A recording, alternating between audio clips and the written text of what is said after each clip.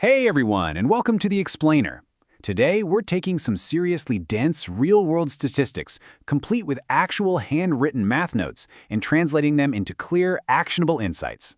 You know, if you've ever looked at a news poll or a scientific study and wondered, how did they actually arrive at those numbers? Well, you are in exactly the right place.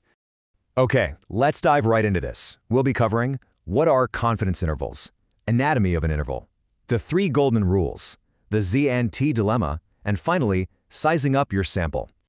I want to start off with a question that literally sits at the very heart of everything we're looking at today. It comes straight from the source material.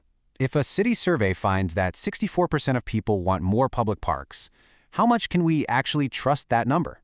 Think about it. They didn't ask absolutely everyone in the city, right? So how much wiggle room is there really?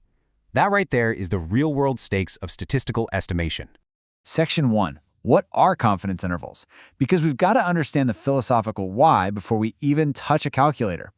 Now, what's really interesting about this slide is the classic trap hidden inside it. Look at the options for this city park survey. The survey gives us an interval of 0.618 to 0.662. The trap most people fall right into is thinking there is a 95% probability that the true number of park supporters is in that specific range. But look at the correct answer. It actually says if we repeated this survey many times, about 95% of the intervals we create would capture the true proportion. Let's de-jargonize that for a second, because there's a massive difference between a confidence level and a confidence interval. Using the high school streaming video problem from our source talks as an anchor, the confidence level, say 95%, is all about the method itself. It's like casting a net. It means our net casting technique works 95 times out of 100. But once we calculate that one specific interval for our specific high school data, the probability is technically over. The true number is either in our net or it isn't. So we simply say we are 95% confident the true proportion is in this specific range. Section 2. Anatomy of an interval. Let's physically break down how these estimates are built. So the crucial point is this formula right here. This is literally the heartbeat of estimation. A confidence interval is just a point estimate plus or minus a margin of error. Every single interval you'll ever come across starts with the best guess. That's your point estimate, and then it just adds a mathematical cushion for the uncertainty. Let's look at the coffee shop problem to see this in action.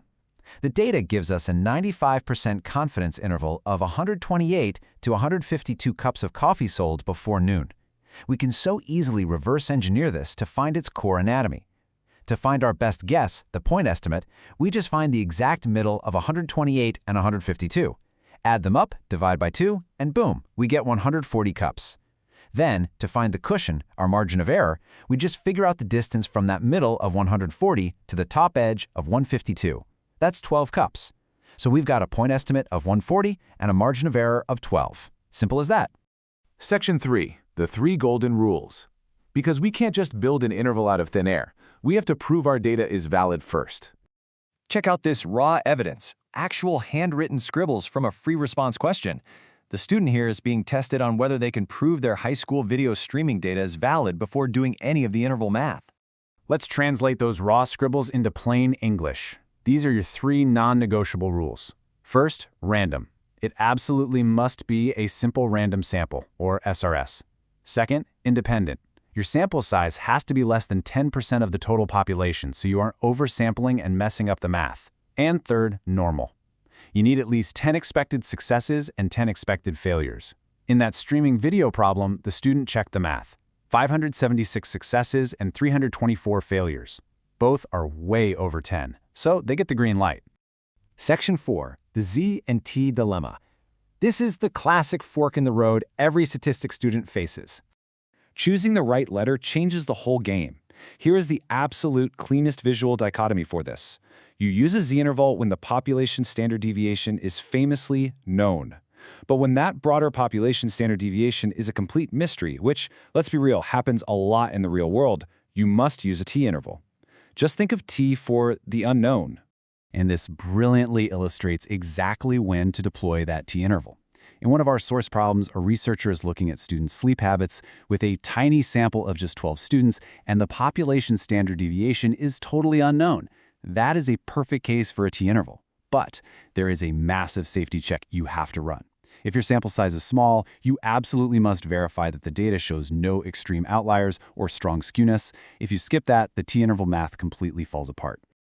Finally, Section 5, Sizing Up Your Sample. Let's look at how we can actively manipulate the size and certainty of our estimates. Look at this handwritten algebra for the school start time problem. A district wants to know exactly how many parents they need to survey if they want to guarantee a tight 4% margin of error. Notice, they don't even have the data yet. They are designing the study beforehand. Let's break down those algebraic maneuvers into a super simple 4-step procedure. Step 1, set your desired margin of error, so 0.04 here, equal to your critical value times the standard error formula. Step 2, divide both sides by that critical value to start isolating your sample size, which is n. Step 3, since n is trapped under a square root, you've got to square the whole result to free it. Step 4, solve for n. And here is the golden rule, folks. Even if the math gives you 600.25, like it did here, you always round up. I mean, you can't exactly survey a quarter of a parent, right? So 601 it is. This reveals a deeply fundamental truth. There is an inverse relationship at play here. When your sample size goes up, the width of your confidence interval goes down. It gets narrower. Basically, buying more data buys you a much more precise, sharper estimate. Let's move to and see how this builds when we tweak a totally different dial, the confidence level. The source material looks at a recycling program survey where the county suddenly decides they want to be 99% confident instead of just 95% confident. So what happens? Well, if you want to be more certain you actually caught the true value, you need to cast a wider net. So when the confidence level goes up, the interval width goes up right along with it. It's a direct trade-off between precision and certainty. Now this is really cool. The source document does something brilliant here. It flips the whole script. We've got a survey of 200 shoppers that found 55% used reusable bags, and it tells us the margin of error is 5.8%. The student actually works completely backwards, substituting the margin of error into the formula to discover the hidden critical value of 1.645. That mathematically unmasks that this was a 90% confidence level survey all along. It's literally like statistical detective work. We've unpacked the anatomy, the rules, and the hidden algebra behind these numbers today. So I'm going to leave you with this final thought. The next time you see a headline shouting that 64% of people support a new policy, knowing exactly what hides inside that margin of error, how will you view tomorrow's news? Are you just going to read the headline, or will you look for the confidence interval? Thank you so much for joining me on this explainer. Keep asking great questions, and definitely keep looking closely at the data.